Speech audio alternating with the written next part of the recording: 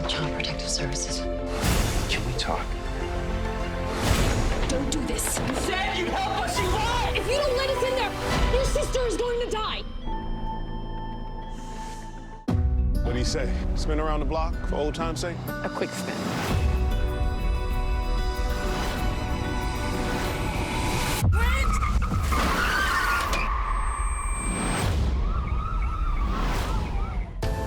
Later, Jimmy Fallon welcomes Seth Rogen, NBC Tonight.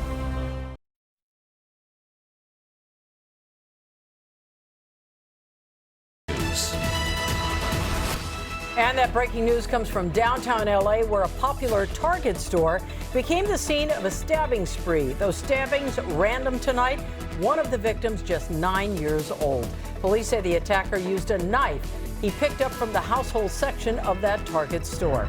Good evening, everyone. I'm Colleen Williams. And I'm Robert Kovacic in for Chuck. We want to get right out to NBC4's Hetty Chang, who is live at 7th and Figueroa with what happened seconds before the attack. Hetty.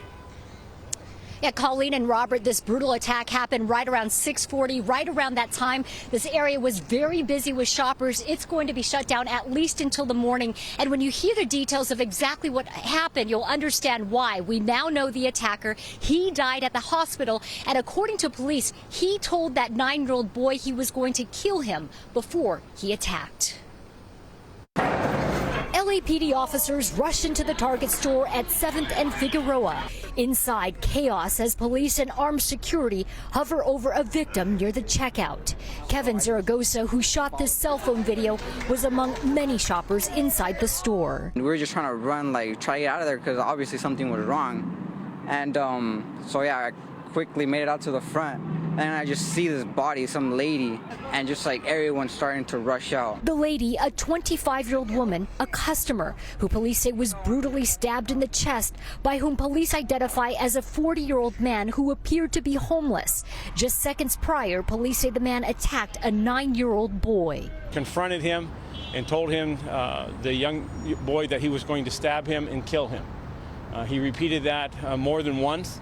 The young child attempted to flee and leave, ignore him, move away. Without any further provocation, suddenly attacked and stabbed this young child in the back, deep laceration on his left shoulder. That young boy now in stable but critical condition. I saw the kid who was stabbed stumble his way towards me further into the store, and as he was doing that, the guy who was stabbing was running the other way. He was running away as people said that's him. The 25-year-old victim suffered a deep laceration to her chest. She too in critical condition at the hospital.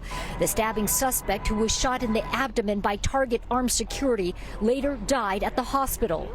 Police say the knife he used was a 9 to 10-inch kitchen knife that he grabbed from one of the aisles before using it to go on a heinous and unprovoked attack.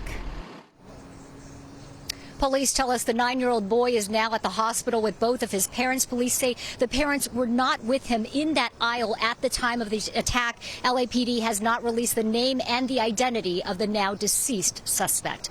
Live in downtown Los Angeles tonight, Hetty Chang, NBC4 News. Turning now to our weather out there tonight, the Santa Ana winds are back in a big way.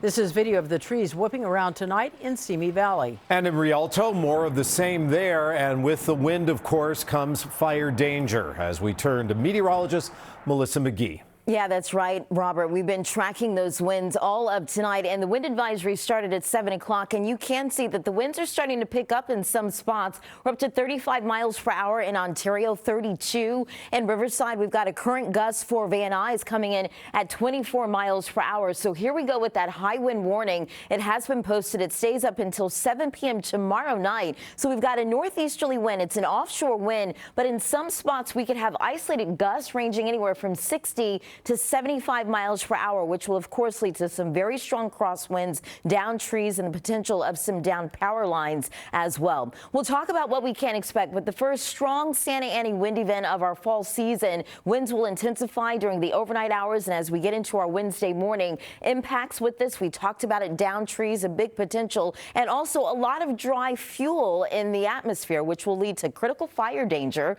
We'll take a closer look. It's all coming up with your first alert forecast. I'll send it back over your way. Melissa, thank you.